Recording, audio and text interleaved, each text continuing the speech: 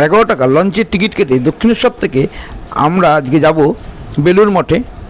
কারণ বেলুড় মঠে আজকে শ্রী শ্রী পরমহংসদেব রামকৃষ্ণদেবের উৎসব আছে।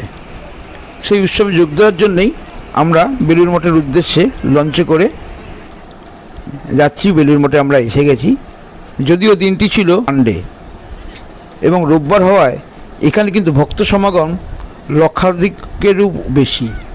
আর এখানকার এই উৎসবে ভোগ সত্যি এত সুন্দর,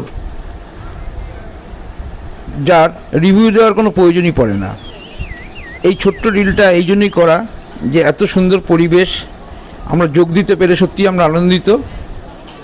সেখানে আমরা ভোগ খেয়ে আবার পুনরায় বেলুড় মঠ থেকে 11 টাকার টিকিট কেটে আমরা চলে আসি দক্ষিণেশ্বরে।